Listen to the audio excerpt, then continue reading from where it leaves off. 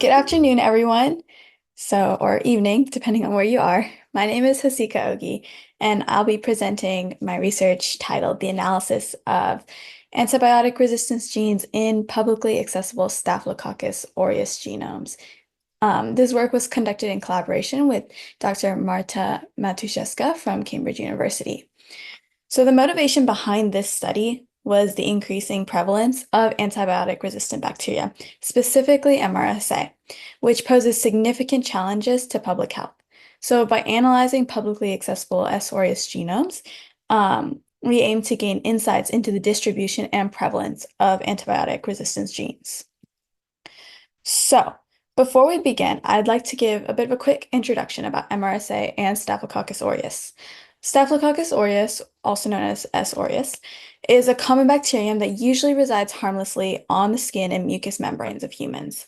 However, methicillin-resistant Staphylococcus aureus, commonly known as MRSA, is a major public health concern due to its resistance to many antibiotics. This includes methicillin, penicillin, and lots of other beta-lactam antibiotics. This resistance complicates treatment options, and it also increases the risk of severe outcomes, particularly in immunocompromised patients. MRSA can cause a range of severe infections, from skin and soft tissue infections to more invasive diseases like pneumonia, bloodstream infections, and even sepsis, which can be fatal if it's not managed properly. The global burden of MRSA is substantial as well, leading to increased morbidity, mortality, and increased healthcare costs. In fact, treating MRSA costs about $10 billion per year, which averages about $60,000 per patient because of the multiple antibiotics that are used to treat this disease. Lots of people who are affected by MRSA, especially in third world countries, aren't able to have access to this kind of money. So understanding the genetic basis of antibiotic resistance in MRSA is crucial to develop effective treatment strategies and mitigate the spread of resistance. So this study aims to delve a little bit further into the genetic diversity of MRSA strains to identify patterns that can inform more effective treatment strategies. So my research question was, can we leverage the genetic diversity among MRSA strains to tailor more effective treatment regimens? We hypothesized that most MRSA strains would show resistance to antibiotics targeting the MEK-A and BLA-Z genes, which are known to confer resistance to methicillin and beta-lactam antibiotics, respectively. Conversely, we expected the TET-M gene, which imparts resistance to tetracycline, to be less prevalent. This hypothesis stems from the known prevalence of these genes in MRSA strains and their roles in conferring antibiotic resistance. So our study design, in order to explore this hypothesis, we utilized resources from NCBI, Pathogen Watch, and BLAST to analyze 51 S. aureus strains. You should be on round 5. These strains were deliberately selected to balance genetic diversity and practical constraints, such as computational resources and time. The strains were sourced from 13 different countries, with the most being from Brazil, China, and Taiwan, as you see in the graph in your lower left corner. And there were also various isolation sources, which I was not able to include in this slideshow, but they include clinical samples, food, livestock, and also blood from patients, which enhances the robustness of this data set. Specifically, we searched for 6 key resistance genes: MEK-A, BLA-Z, ERMA, TET-M, ACA, APHD, and APHA3. So to ensure comprehensive analysis, we employed bioinformatics tools to download the genomic sequences of these strains. And we also searched for antibiotic resistance genes using the BLAST algorithm. This approach allowed us to identify the presence of specific resistance genes and assess their prevalence across different strains and geographic locations. So for our data collection and tools, as I said earlier, we downloaded genomes and resistance genes using BLAST to search and analyze these genes in the selected 51 S. aureus strains. The resistance strains, as I mentioned earlier, were MEK-A, BLA-Z, ERMA, TET-M, ACA, APHD, and APHA3. These were chosen based on their known impact on antibiotic resistance. BLAST-N, which is a nucleotide sequence comparison tool, was used to align and identify these genes in each genome.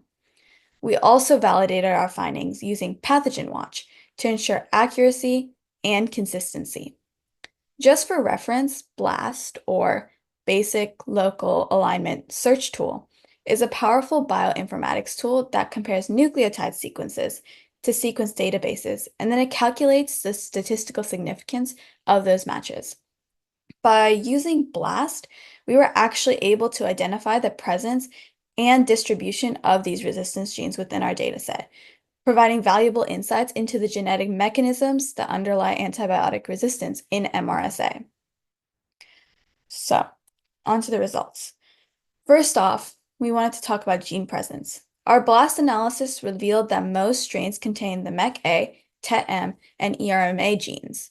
Specifically, 42 out of 51 strains had MEK-A, 41 had TET-M, and 39 had ERMA. This indicates a high level of resistance to methicillin, tetracycline, and erythromycin.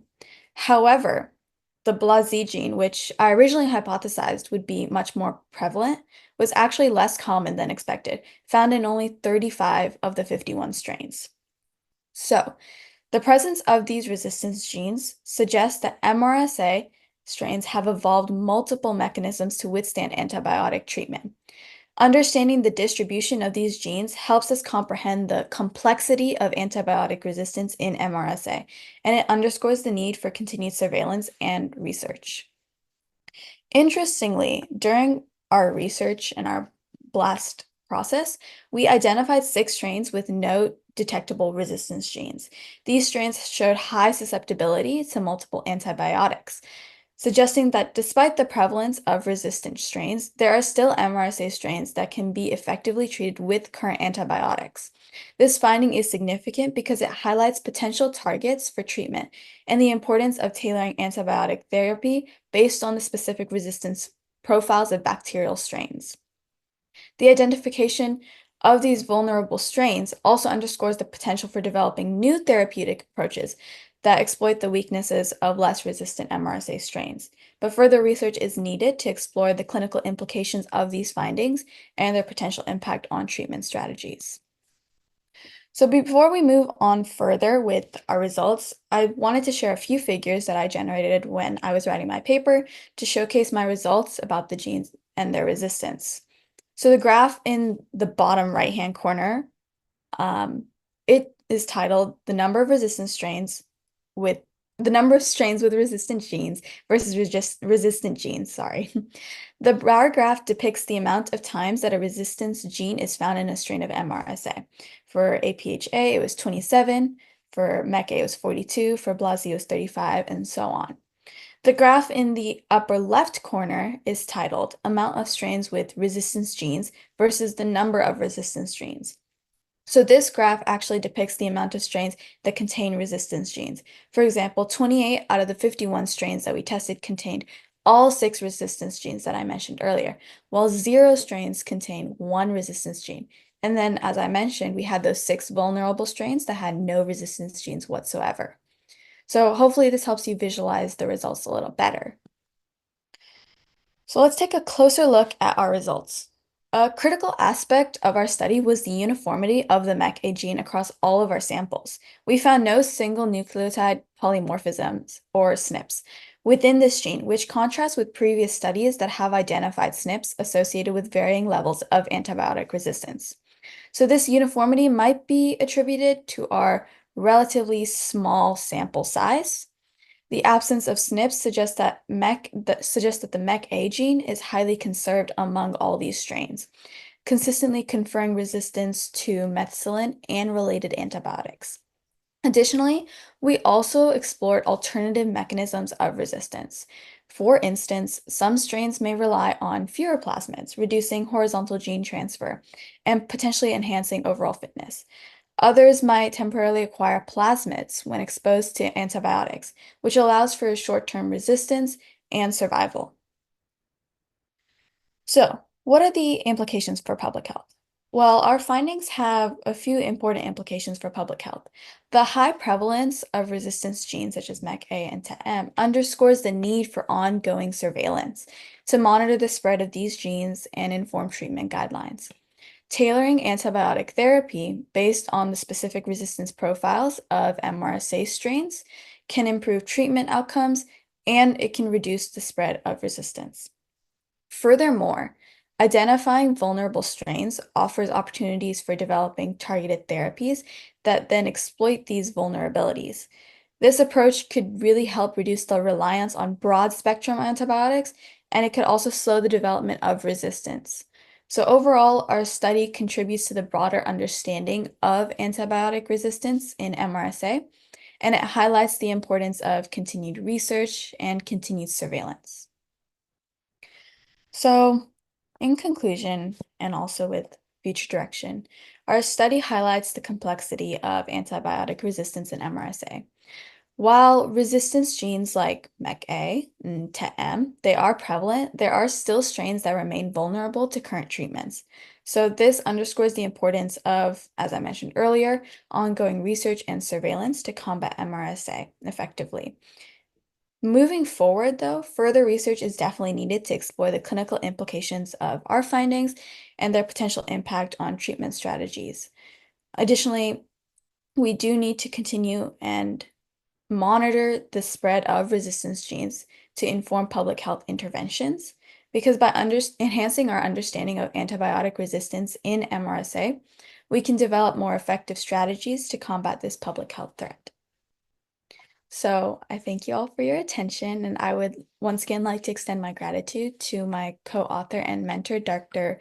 Marta Matuszewska, for their invaluable support throughout my project, and also to CCIR for this opportunity. Thank you. Thank you so much for your presentation, Hasika. I thought it was very interesting. And I thought it was really great that you were able to show very immediate and practical clinical implications that you could draw from your results. And I thought also maybe, so we also have a question before you go. I was wondering, you mentioned at the end of your presentation sort of the possibility of engaging in further research, to sort of bridge, I guess, the gap between your current results and clinical application. And I wondered if you could say more about, if you were to continue working on this project, what next steps you would take. Oh, that's a wonderful question. I have really been interested in antibiotic resistance a lot, so I would definitely love to continue working on this project in the future if time allows and if I have the opportunity to do so. And I think what I would probably start doing now that I have this information about antibiotic resistance and what MRSA is resistant to, the certain strains, I would probably start delving deeper into these profiles of the strains, especially those 6 vulnerable ones, and then figure out, like I mentioned earlier, what can I do to not necessarily create new antibiotics, but address the weaknesses of these strains in a way that is beneficial for people in those third world countries who don't have as much money to spend on multi-drug therapy and things like that. So really making these treatments accessible for those who might not have access to them, unlike us in our developed countries. But yeah. I see. So developing like more targeted antibiotic treatments would actually make treatment more affordable. Yes, I agree. Okay. Yeah, that's really fascinating. I hope you do get to continue working on this.